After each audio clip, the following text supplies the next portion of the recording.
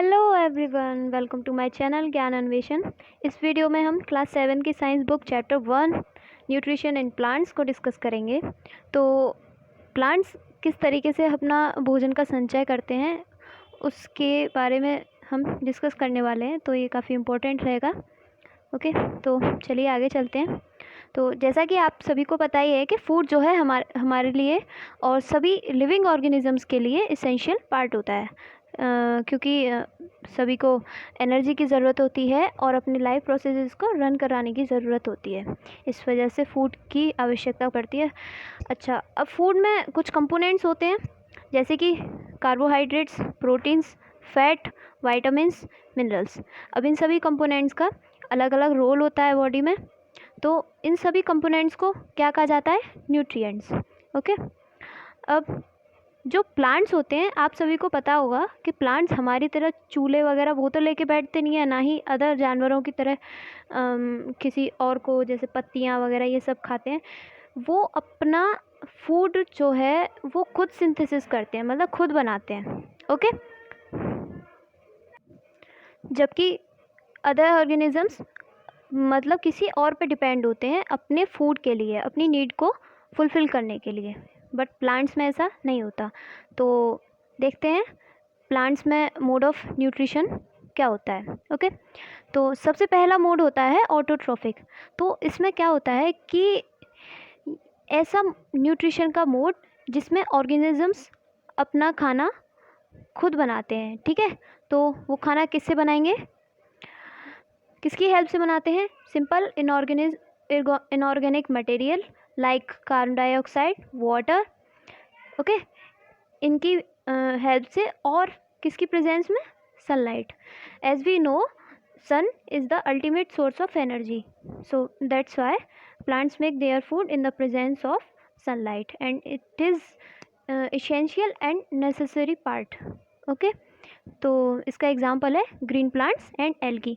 Algae क्या होता है कि आपने देखा होगा कि कई पॉन्ड्स ऐसे होते हैं जहाँ मतलब उसके ऊपर ग्रीन ग्रीन सा आकर के जमा हो जाता है, छोटी छोटी प्लांट बॉडीज़ होती है, बहुत छोटी। अगर आप उन्हें ध्यान से देखें तो ये सभी क्या होती है?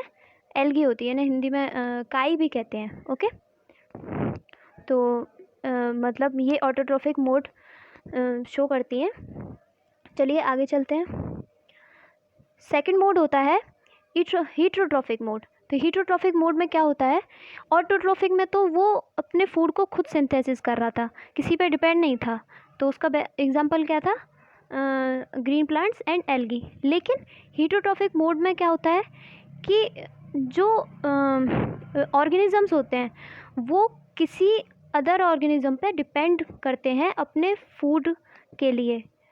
ओके, जैसे कि आप देख सकते हैं, मतलब non photosynthesis plants and fungi और ऑल एनिमल्स, हम भी इसी कैटेगरी में आते हैं। ओके, आगे photosynthesis, food making process in plants. अच्छा, अब हमने ये तो जाना कि प्लांट्स अपना खाना खुद बनाते हैं, लेकिन वो प्रोसेस का नाम क्या होता है जिससे वो अपना खाना बनाते हैं? तो उसका नाम होता है फोटोसिंथेसिस। ओके, तो फोटो का मीनिंग होता है लाइट एंड सिंथेसिस का मीनिंग होता है टू बिल्ड, मतलब लाइट की प्रेजेंस में किसी चीज़ का फॉर्मेशन। ठीक है, तो इस प्रोसेस को मिला करके क्या कहा जाता है? फोटोसिंथेसिस। ओके, इसको हिंदी में क्या कहते हैं? प्रकाश संश्लेषण की क्रिया। ओके, तो ये एक छोटा सा डायग्राम है, इसकी हेल्प से मैंने कोशिश की है इसको समझाने की। तो बेसिकली होता क्या है कि प्लांट्स इनऑर्गेनिक मटेरियल मतलब अपनी रूट्स की हेल्प से अंडरग्राउंड से एब्जॉर्ब करते हैं, और CO2 एनवायरनमेंट से, जिसे लीव से एब्जॉर्ब करती हैं। ओके, एंड किसकी प्रेजेंस में होता है? ये सन की प्रेजेंस में, सनलाइट की प्रेजेंस में, उससे जो सन रेज आती हैं उसकी हेल्प से। ओके, तो अच्छा, इसमें आउटपुट क्या होता है? क्या रिलीज़ होता है? ऑक्सीजन रिलीज़ होती है और ग्लूकोज का फॉर्मेशन होता है। ग्लूकोज का फॉर्मेशन कैसे होगा? जैसे मतलब ये ओवरऑल प्रोसेस हो रही है, फिर प्लांट बॉडी अपने अंदर फूड को स्टोर करके रखेगी, चाहे वो लीव में हो, चाहे वो स्टेम में हो, या फिर वो रूट में भी हो सकती है, और वो एक फ्रूट के फॉर्म में भी हो सकती है। ओके, ठीक है, होप आपको ये समझ में आ रहा होगा। आगे चलते हैं। अच्छा, अब हमने ये तो देखा कि मतलब जो ग्रीन प्लांट्स हैं वो फोटोसिंथेसिस कर रहे हैं। अब ग्रीन प्लांट ही क्यों कर रहे हैं? उनमें एक पिगमेंट होता है जिसे कहते हैं क्लोरोफिल। ओके, जिसकी वजह से जो प्लांट बॉडी होती है वो ग्रीन होती है। ओके, और जितने भी प्लांट्स होते हैं, जैसे खास करके वो प्लांट्स जिनका जो स्टेम होता है वो भी ग्रीन होता है, ठीक है, तो वो होल प्लांट बॉडी फोटोसिंथेसिस की प्रोसेस करेगी। ओके, जैसे कि आपका एग्जांपल, इसका सबसे बेस्ट एग्जांपल है बनाना का प्लांट। ओके, केले का जो पेड़ होता है वो पूरा लीफी प्लांट होता है, तो वो पूरी होल बॉडी फोटोसिंथेसिस करती है। ओके, तो इसमें अब आपने एक चीज़ जानी कि लीव्स का बहुत बड़ा रोल होता है फोटोसिंथेसिस में, क्योंकि वही रेस्पिरेशन करती हैं। तो अब वो किसकी हेल्प से करेंगे? अब उनके पास हमारी तरह तो वो है नहीं, मतलब नोज़ तो है नहीं कि उससे रेस्पिरेशन करेगी। तो उन लीव के जो है सेल्स होते हैं, ठीक है, सेल्स आपको पता ही है कि सेल जो है एक बेसिक यूनिट ऑफ लाइफ होती है और बिल्डिंग ऑफ लाइफ होती है। ओके, अब इसको अगर हम इजी लैंग्वेज में समझें तो एक एक ब्रिक मिला करके क्या बनता है? पूरी एक बिल्डिंग बनती है। ऐसे ही एक एक सेल को मिल करके क्या बनता है? पूरी एक बॉडी बनती है। ओके, तो सेल के केस में भी ऐसा ही होता है, जैसे एक अगर हम बिल्डिंग को कंसीडर करें। ओके, अच्छा, अब इन जो लीव्स होती हैं उनमें कुछ सेल्स होते हैं जिनको क्या कहा जाता है? स्टोमेटा, है ना। ओके, जब वो स्टोमेटा रेस्पायर करता है तो वो इस तरीके से, मतलब जब वो एटमॉस्फेयर से CO2 को इनहेल करेगा तो वो स्टोमेटल पोर जो हैं वो ओपन हो जाएगा, ठीक है। फिर उसके अगर जब वो एक्सहेल कर रहा है तो वो उसके बाद में स्टोमेटल पोर जो हैं वो क्लोज हो जाएंगे। ओके, तो ये स्टोमेटा जो है वो सेल ही होते हैं। तो सेल के सबसे मेन जो कंपोनेंट होता है वो होता है उसकी सेल मेम्ब्रेन, फिर उसमें सेल्यूलोज होता है, ठीक है, फूड स्टोरिंग के लिए वैक्यूल, एंड उसमें सबसे मेन पार्ट जो होता है न्यूक्लियस, जो कि किसी सेल का केंद्र होता है उसको चलाने के लिए। ओके, आगे चलते हैं। अच्छा, आपने मतलब अब मैंने आपको ये तो बताया कि जो लीव्स होती है उनका बहुत बड़ा रोल होता है, लेकिन कुछ प्लांट्स ऐसे होते हैं जिनमें तो लीव ही नहीं होती, जैसे कि आपने देखा होगा कैक्टस का प्लांट, जो कि बहुत ही शुष्क इलाकों में पाए जाते हैं, जिनको हम ज़ीरोफाइट भी कह सकते हैं। ओके, तो उनको उनमें क्या किस चीज़ की फॉर्मेशन हो जाती है? स्केल्स की, स्केल या फिर स्पाइंस की, मतलब कुछ कांटे नुमा संरचनाएं उसमें बनने लग जाती हैं। वो क्योंकि वो उस एनवायरनमेंट में खुद को एडप्ट करने के लिए इस तरीके की फॉर्मेशन प्लांट बॉडी कर लेती है। ओके, अच्छा, ये होता क्यों है? क्योंकि जब रेस्पिरेशन हो रहा है, ठीक है, तो रेस्पिरेशन होगा तो कुछ इनहेल हो रहा है तो एक्सहेल भी होगा, एक्सहेल के साथ में ट्रांसपिरेशन भी होगा। जैसे हमारी बॉडी वाटर लॉस करती है, ऐसी प्लांट बॉडी वाटर लॉस करती है, जिसे कहते हैं ट्रांसपिरेशन। ओके, तो उसको रिड्यूस करने के लिए, मतलब वो जो ट्रांसपिरेशन रेट है उसको रिड्यूस करने के लिए डेजर्ट प्लांट जो है वो खुद को इस तरीके से एडेप्ट कर लेते हैं। ओके, मतलब उनके ऊपर स्पाइंस बन चुके हैं, जिसकी वजह से उनमें ट्रांसपिरेशन रेट बहुत कम हो जाता है। ओके, तो और इनकी हेल्प से वो क्या करते हैं? फोटोसिंथेसिस। ओके, अब इसमें एक छोटी सी इक्वेशन है जिसके थ्रू हम रिप्रेजेंट कर सकते हैं कि फोटोसिंथेसिस की प्रोसेस जो है वो बेसिकली होती क्या है। तो क्या क्या किस किस की हेल्प लेगा? कार्बन डाइऑक्साइड की हेल्प से, प्लस वाटर चाहिए। अब किसकी प्रेजेंस में? Sunlight and chlorophyll. ओके, तो आउटकम क्या होता है? आउटपुट क्या मिलता है? कार्बोहाइड्रेट्स, ग्लूकोज भी कहेंगे हम इसे, ओके। और क्या बनता है, ऑक्सीजन, ठीक है। तो ये एक इक्वेशन है जिससे फोटोसिंथेसिस की प्रोसेस को रिप्रेजेंट किया जाता है, okay. Synthesis of plants food other than carbohydrates, ठीक है। अब कार्बोहाइड्रेट तो बन गया, अब बाकी की भी चीज़ें होती हैं जैसे कि प्रोटीन्स, है ना। अब प्रोटीन्स किसकी हेल्प से बनता है, राइजोबियम बैक्टीरिया, क्योंकि प्रोटीन जो है वो नाइट्रोजीनियस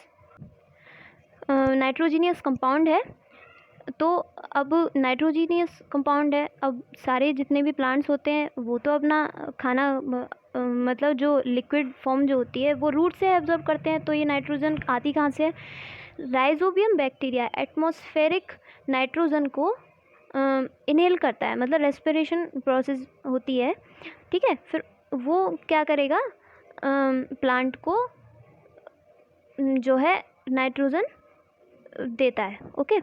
अब राइजोबियम बैक्टीरिया जो है वो बेसिकली प्लांट्स की रूट पे आकर के अपने आप का घर बनाता है, मतलब उस प्लांट जो है उसे शेल्टर प्रोवाइड करते हैं, और राइजोबियम क्या कर रहा है, उसको नाइट्रोजन दे रहा है, ओके, जिसकी वजह से प्रोटीन्स का फॉर्मेशन होता है।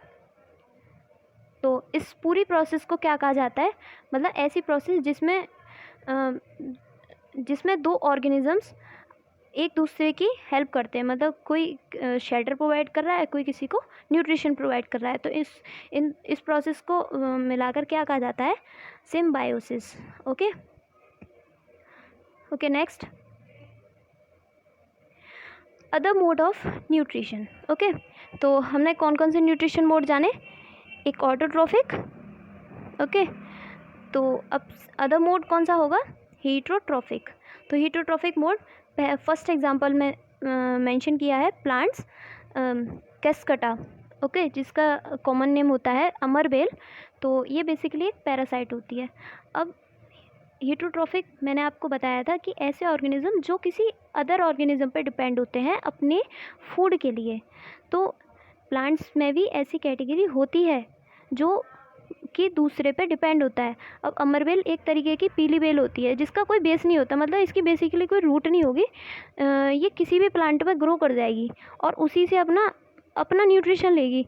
मतलब ऐसे इनको क्या कहा जाता है, पैरासाइट कहा जाता है, क्योंकि जो पैरासाइट होते हैं वो ऐसे ऑर्गेनिजम्स होते हैं जो दूसरे ऑर्गेनिजम्स पर रहकर अपना न्यूट्रिशन लेते हैं।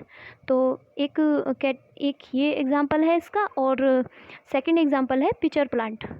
अब पिचर प्लांट कैसा होता है, इंसेक्टिवोरस प्लांट होता है। अब इंसेक्टिवोरस क्यों कह रहे हैं हम इसे, क्योंकि ये जो प्लांट होता है ये कुछ इस तरीके का होता है, ये इसका छोटा सा स्ट्रक्चर है।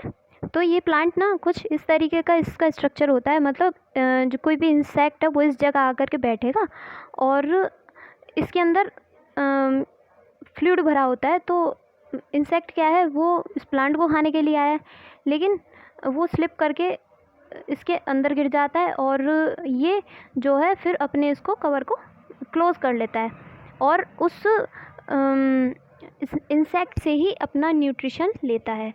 इसी वजह से पिचर प्लांट को इंसेक्टिवोरस प्लांट कहा जाता है, मतलब ये प्लांट कीड़े खाते हैं, ओके, उनसे अपना न्यूट्रिशन लेते हैं। इसको हिंदी में क्या कहते हैं, घटपर्णी, ओके। तो आगे चलते हैं, आगे इसमें एक टर्म दिया गया है सैप्रोट्रॉप्स। अब हमने 2 मोड्स देखे, ऑटोट्रॉप्स एंड हीटरोट्रॉप्स, ओके। अब कुछ प्लांट्स होते हैं सैप्रोट्रॉप्स। अब सैप्रोट्रॉप्स क्या होगा, मतलब the mode of nutrition in which organisms take in nutrients from dead and decaying matter, okay. मतलब ऐसे ऑर्गेनिजम्स जो डेड और डिकेइंग मैटर पर ग्रो करते हैं और उसी से अपना न्यूट्रिशन लेते हैं, ओके। तो इस जैसे कि सबसे बेस्ट इसका है, आपने देखा होगा जो लकड़ी वगैरह रखी रहती है तो कुछ टाइम बाद क्या होता है, जैसे मॉइस्चर मिलता है और वो जो लकड़ी है, वुड है, वो डिके करने लग जाती है। तो उस पर क्या ग्रो करता है, मशरूम ग्रो करने लग जाता है। तो वो सैप्रोट्रॉप्स होते हैं, ओके। तो fungi, mushroom and mould. Mould bread पे ग्रो करती है, ठीक है, किसी भी ग्रेन के उस पे, मतलब फूड पे। ओके, तो इस तरीके के मोड के न्यूट्रिशन को क्या कहते हैं? सेप्रोट्रॉफिक न्यूट्रिशन, ठीक है, जिसमें कोई भी ऑर्गेनिज्म किसी अदर ऑर्गेनिज्म की डेड बॉडी से अपना न्यूट्रिशन लेता है और उसी पे अपना शेल्टर बनाता है, मतलब उसी पे रहता है। ओके, आगे चलते हैं। तो अभी आपको मैंने एक टर्म डिफ़ाइन किया था, सिम्बायोसिस। तो उसमें आपको बताया था कि